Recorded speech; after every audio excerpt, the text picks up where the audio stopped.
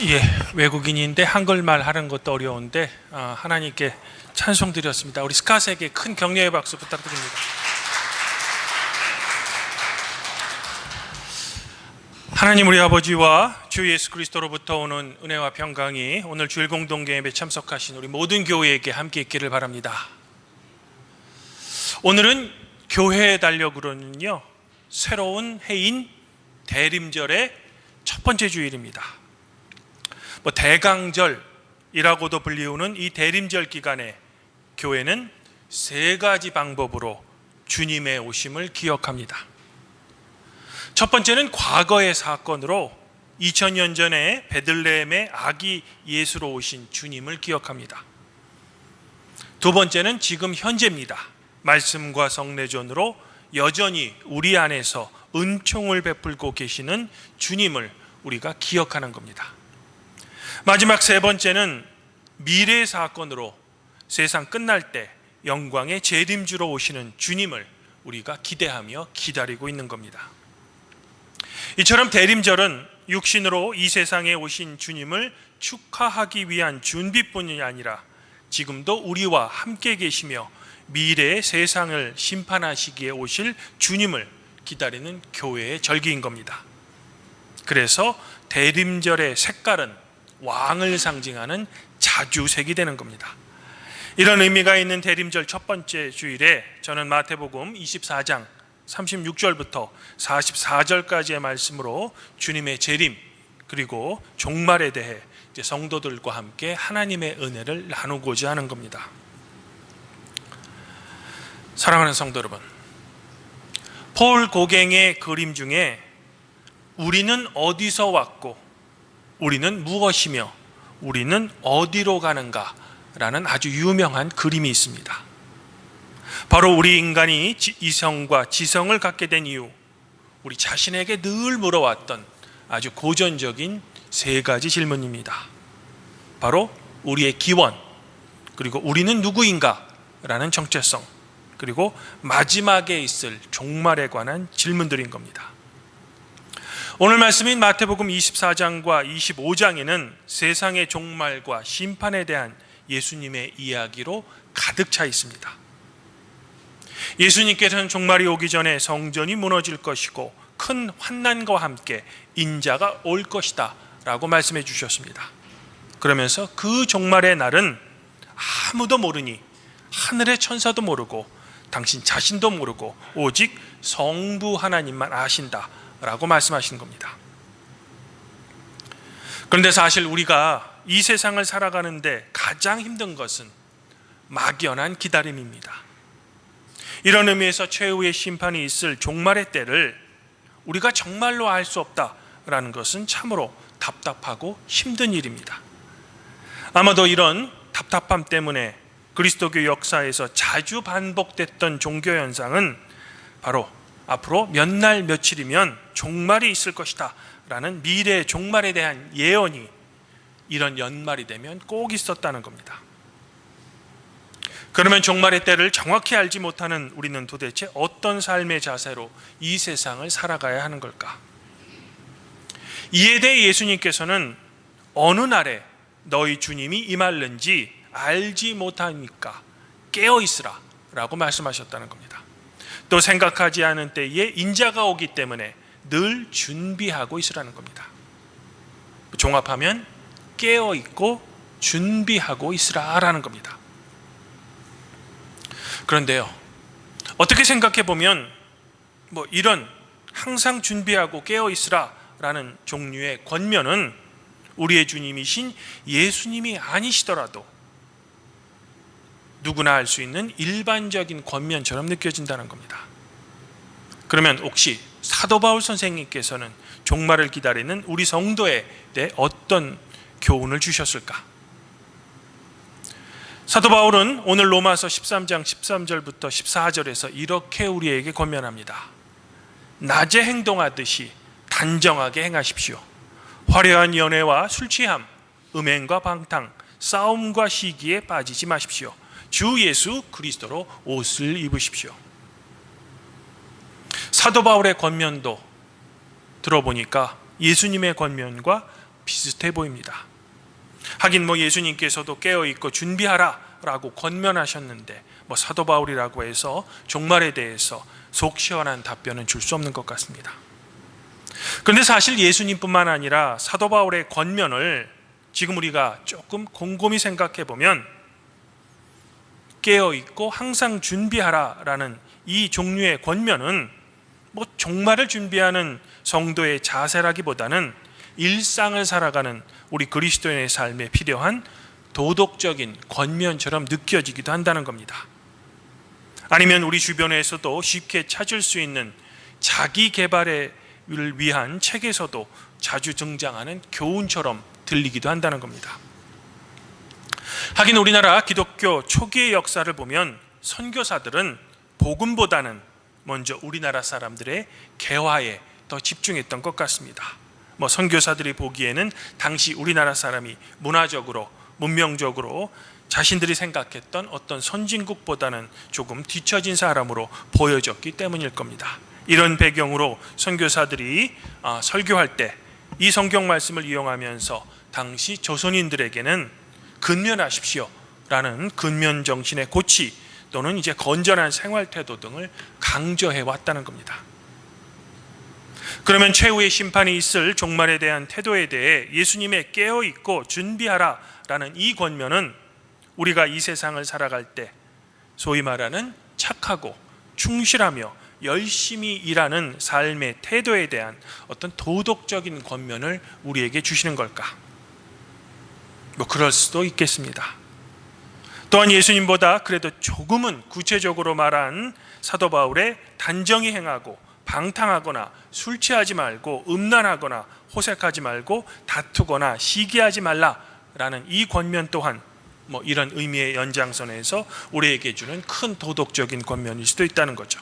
그리고 여전히 이런 설교와 교훈은 우리 성도의 삶에도 큰 울림을 준다는 겁니다.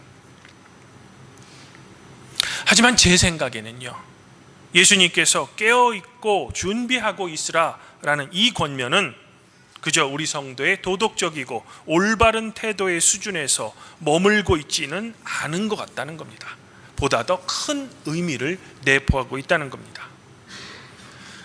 그러면 도대체 예수님께서 말씀하신 깨어있으라 라는 이 말씀의 구체적이고 그리고 현대적인 의미는 무엇일까? 종교개혁자들의 구호 중 하나는 오직 성경만으로였습니다. 성경으로 돌아가자는 거였죠. 그래서 우리는 언제나 우리 삶의 고민 그리고 우리 시대에 어떤 깊은 고민이 생기면 그 해결책 그리고 우리의 태도에 대한 정당성을 찾기 위해 성경을 찾아보는 경향이 있다는 겁니다. 그러면서 우리 주장의 당위성을 성경에서 그 해답을 찾으려고 한다는 겁니다. 그리고 이런 행동은 우리 그리스도에게는 특별히 개신교인에게는 당연해 보인다는 거죠. 그런데 문제가 있습니다.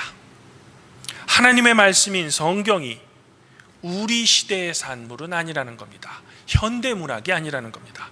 아주 오래전 그리고 오랜 시간 동안 기록된 말씀이라는 겁니다. 그러므로 성경에 기록된 말씀과 우리가 살고 있는 이 현대와는 시간적이고 공간적인 차이가 엄청나다는 겁니다. 이를 쉽게 설명하면 성경의 모든 말씀들을 문자 그대로 우리가 살고 있는 이 시대에 그대로 적용하기에는 큰 무리가 있다는 겁니다. 물론 그럼에도 성경은 여전히 권위가 있는 하나님의 말씀에는 틀림이 없죠. 그러면 우리 시대에 그대로 적용하기는 큰 어려움이 있는 것 같지만 여전히 하나님의 말씀인 성경을 우리는 이 현대에 어떻게 대하고 또한 어떻게 해석해야 할까? 여기서 우리는 종교개혁 당시 시대적 배경을 조금 이해할 필요가 있습니다.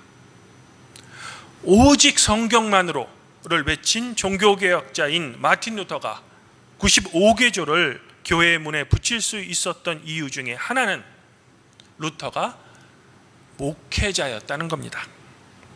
즉 루터는 오직 성경만을 붙들고 있던 신학자가 아니라 치열한 목회 현장에서 당시 대중들의 삶이 어떠한가를 먼저 고민하던 목회자였으며 신학자였다는 겁니다.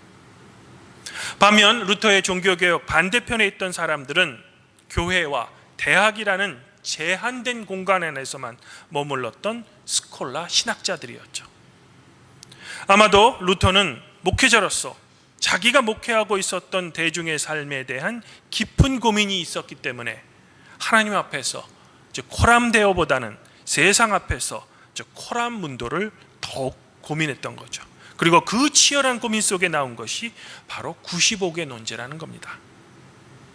루터는 시대 정신의 고민으로부터 출발했던 그의 정신을 오직 성경만으로 표현했던 겁니다.